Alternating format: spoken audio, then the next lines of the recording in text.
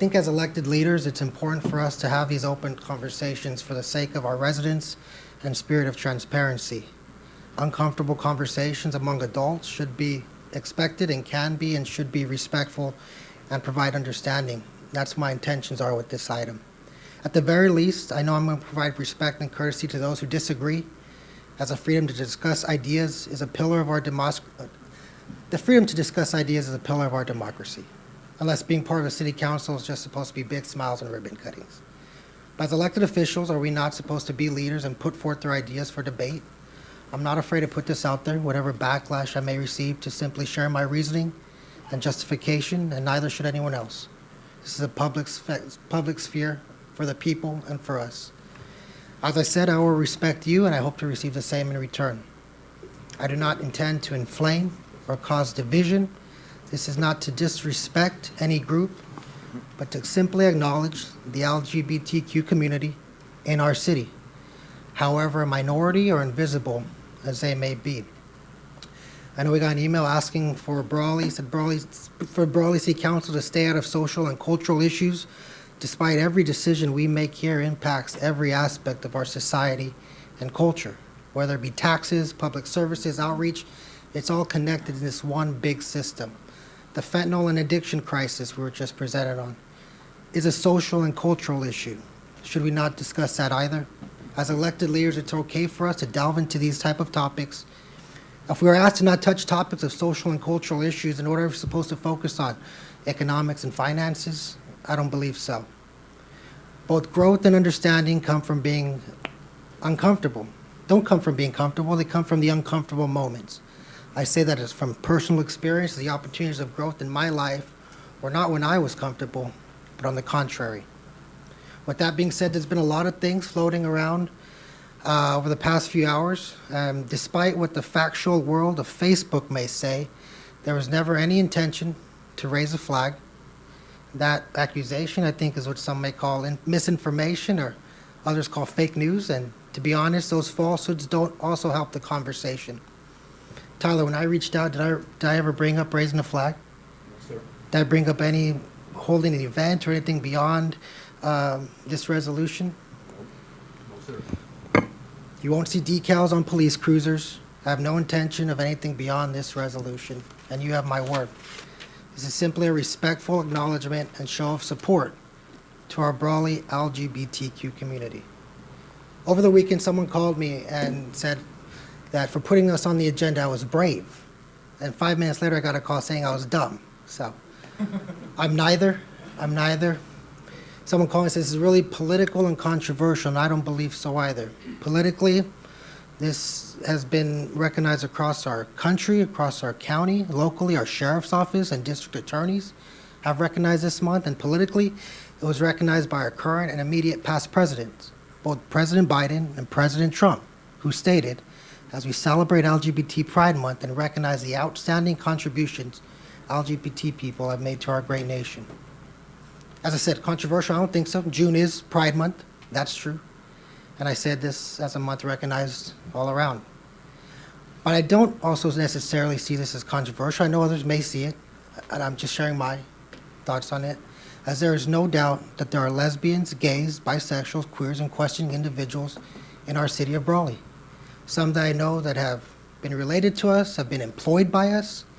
This isn't an effort to indoctrinate our kids or to win political points or get caught up in some other aspects of these culture wars. This is simply us saying, once again, to our Brawley, lesbian, gay, bisexual, trans, and others of the community, we see you, we acknowledge you, and in our land of liberty, opportunity, and individual and collective pursuit of happiness, you exist.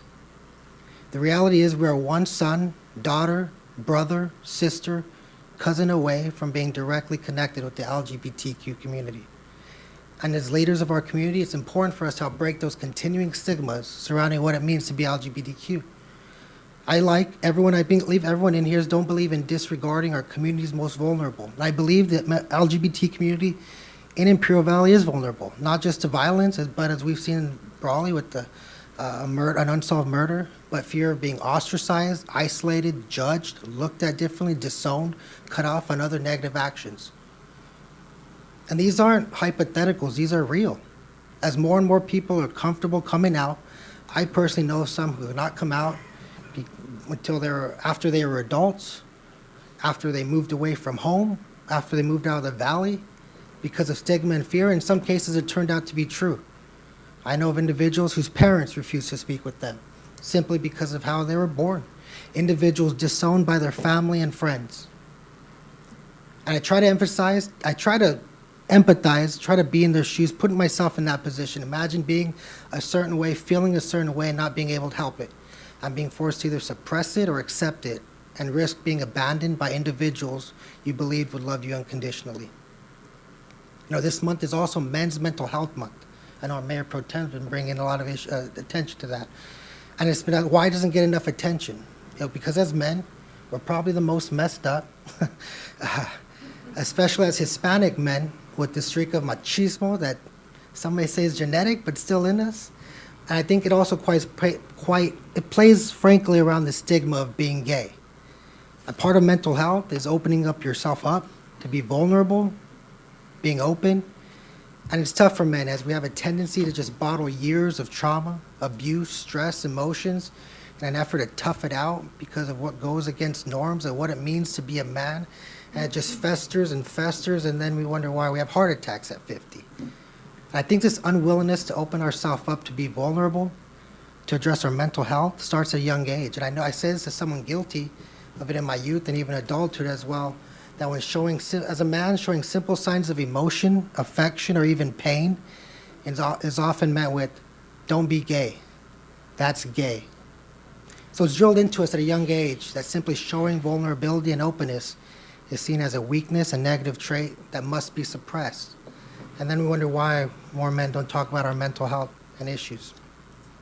So I think it's up to us as leaders of our community, despite the controversy, despite how small the number may be, despite the noise surrounding this topic, despite everything else, to say to our local LGBTQ community that is in our town that we recognize you. Your life and circumstances out of your control may not be accepted by some, but with us, or at least by me, it is. And I'm willing to stand on that. At this time, I'll call for, is there a motion to approve the item? You know, I didn't do this to win or lose, and for the sake of, I'll just be on my conscience as well as accountability for the public and for this council, I'll motion to approve. All right. There's a motion. Is there a second? I'll call for the second one last time. Is there a second to the motion? All right. Well, the motion fails to receive a second, so it won't move forward.